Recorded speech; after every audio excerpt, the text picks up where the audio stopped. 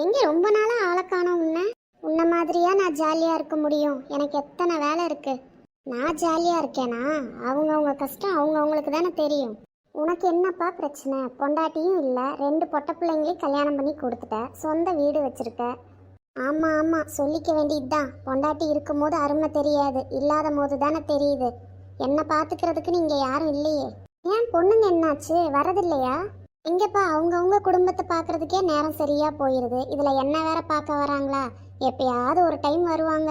இதுக்கு தான் பசங்க வேணும்னு சொல்றது. அது வேணா ஒரு விதத்துல கரெக்டு தான். சரிப்பா நான் வரேன், இன்னொரு நாள் பார்க்கலாம். யார் கதவு தட்டுறா? வா நானும் வரேன். என்ன வேணுமா? அங்கிள் மேலே வீடு காலியா இருக்குன்னு சொன்னாங்க, பார்க்கலான்ட்டு வந்தேன். சரிப்பா நீ பாரு, நான் கிளம்புறேன். வீட்டில் எத்தனை பேர் இருக்கிறீங்க? நான் மட்டும்தான் அங்கிள். அம்மா அப்பா ஊர்ல இருக்கிறாங்க. நான் இங்கே பக்கத்தில் சூப்பர் மார்க்கெட்டில் வேலை செஞ்சிட்ருக்கேன். பக்கமாக இருந்தால் கொஞ்சம் ஈஸியாக இருக்கும்னு பார்க்க வந்தேன். இல்லைம்மா, நான் ஒரு ஃபேமிலிக்கு கொடுக்கலான் இருக்கேன். நானே இங்கே தனியாக தான் இருக்கேன். ஸோ அவங்க இருந்தால் கொஞ்சம் ஹெல்ப்ஃபுல்லாக இருக்கும். அங்கிள் என்னால் எந்த ப்ராப்ளமும் வராது அங்கிள். அப்பா எடுத்துக்காதம்மா, ஃபேமிலிக்கு கொடுக்கலான்னு தான் இருக்கேன் நான். சரி அங்கிள் பரவாயில்ல, நான் கிளம்புறேன். ஒரு நிமிஷம் நில்லுமா. இல்லைங்க அங்கிள். நான் வீடு கொடுக்குறேன் உனக்கு, ஆனால் ஃப்ரெண்ட்ஸ் எல்லாம் கூட்டிகிட்டு வந்து இங்கே பார்ட்டியெல்லாம் வைக்கக்கூடாது. இங்கே யாரும் வந்து தங்கவும் கூடாது. சரி அங்கிள், கண்டிப்பா நீங்க சொல்ற மாதிரியே நான் நடந்துக்கிறேன்.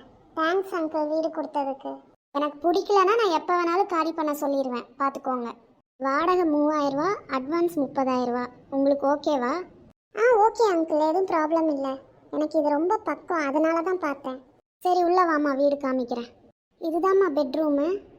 அங்கே கிச்சன் பாத்ரூம் எல்லாம் இருக்கு. சூப்பராக இருக்கு அங்கிள். வீடு இவ்வளோ பெருசாக இருக்கு அங்கிள். யாரும் வீட்டில் இல்லையா? எனக்கு 2 பொண்ணுங்க இருக்கிறாங்க, கல்யாணம் பண்ணி கொடுத்துட்டேன், அப்பப்போ வருவாங்க. ஆன்ட்டி இல்லையா அங்கிள்? இல்லைம்மா, இப்போ கொஞ்ச நாளைக்கு முன்னாடி தான் உடம்பு சரியாமல் இறந்தா. Sorry uncle. பரவாயில்லம்மா. எனக்கு வீடு பிடிச்சிருக்கா? ஓகேவா? ரொம்ப பிடிச்சிருக்கு அங்கிள். சரிம்மா நீ பாரு, நான் கீழே போகிறேன்.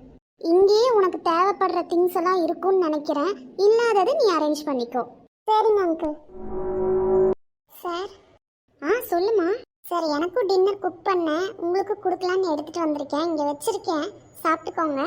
உனக்கு எதுக்குமா சிரமம்? அதெல்லாம் வேண்டாமா? அதெல்லாம் ஒன்றும் இல்லைங்க சார், எப்படி எனக்கு செய்யணும், உங்களுக்கும் சேர்த்து செஞ்சுருக்கேன், அவ்வளோதானே. சரிம்மா, தேங்க்ஸ்மா. பரவாயில்லைங்க சார், இதில் என்ன இருக்குது, நீங்கள் எனக்கு அப்பா மாதிரி. என்ன சாப்பிட்டவுடனே வயிறு வலிக்கிற மாதிரி இருக்குது? தூங்கினா சரியாக போயிடும்னு நினைக்கிறேன். யாரோ இந்த ரூமில் இருக்கிற மாதிரியே இருக்குது எனக்கு. அந்த கிழவன் கூட இருக்கான், ஃபோன் பண்ணிகிட்டே இருக்கேன். நான் எப்படி தான் எடுக்கிறது? கொஞ்ச நேரம் வெயிட் பண்ணணும்ல. அவனுக்கு டவுட் வரலல்ல? இல்லை இல்லை, டவுட் வர மாதிரியெல்லாம் நான் நடந்துக்கல. நீ கொடுத்த மருந்தை சாப்பாடில் கலக்கி கொடுத்துட்டேன். அடுத்தது என்ன பண்ணணும்? அடுத்தது என்ன, ஹாஸ்பிட்டல் கூட்டிகிட்டு வா. நான் ஆல்ரெடி அட்வான்ஸ் வாங்கிட்டேன் கிட்னிக்கு. நல்லபடியாக முடிஞ்சிருச்சுன்னா உன்னோட பேமெண்ட் நீ வாங்கிட்டு போயிடலாம். எதுவும் பிரச்சனை வந்துடாதுல்ல? பிரச்சனை வரக்கூடாதுன்னு தானே வயசானவங்களை கண்டுபிடிச்சி இந்த வேலையை பண்ணிகிட்டு இருக்கோம். கரெக்டு தான். சரி சரி, நான் வச்சிட்றேன். என்னாச்சு அங்கிள், ஏன் வெளியே உட்காந்துருக்கீங்க? ஒன்றும் இல்லைம்மா, வயிறு வலிக்கிற மாதிரி இருந்துச்சு, அதான் காத்தோட்டமாக உட்காரலான்னு. வாங்க அங்கிள், ஹாஸ்பிட்டல் போயிட்டு வரலாம். ஹாஸ்பிட்டல்லாம் வேணாம்மா, சரியாயிரும். என்ன ஆச்சுன்னு தெரியாமல் எப்படி அங்கிள் சரியாகும்? வாங்க போயிட்டு வரலாம். இல்லைம்மா பரவாயில்ல.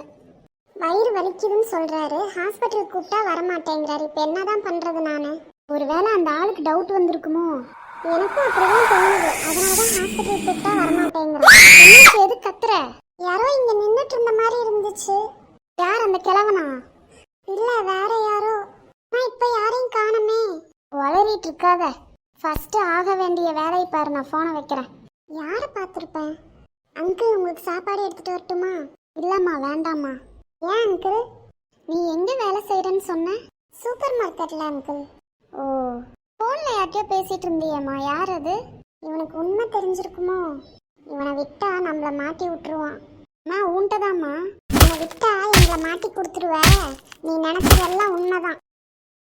ஹலோ, அந்த கிழவனை அடிச்சு ரூம்குள்ள போட்டு பூட்டி வச்சிருக்கேன், கொஞ்சம் சீக்கிரம் கிளம்பி வா. ஏன் என்னாச்சு? அந்த கிழவனுக்கு எல்லாம் தெரிஞ்சிருச்சு. சரி சரி, நான் ஆம்புலன்ஸ் எடுத்துட்டு வரேன், வெயிட் பண்ண அது வரைக்கும். இவ்வளோ நேரம் என்ன பண்ணிட்டு இருக்கிற? கொஞ்சம் சீக்கிரமா வா.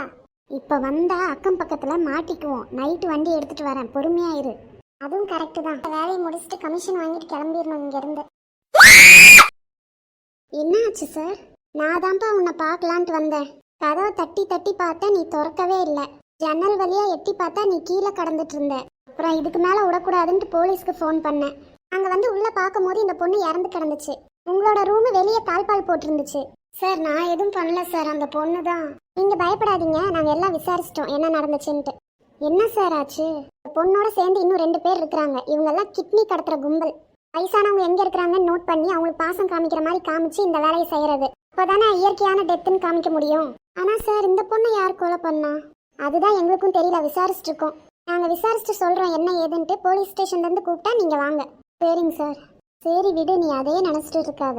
பக்கத்து ஊர்லயே இவங்களோட வேலையை காமிச்சிட்டு வந்திருக்கிறாங்க. பாவம் அவர் வயசானதுனால கிட்னி எடுத்தங்காட்டு உயிரே போயிருக்குது.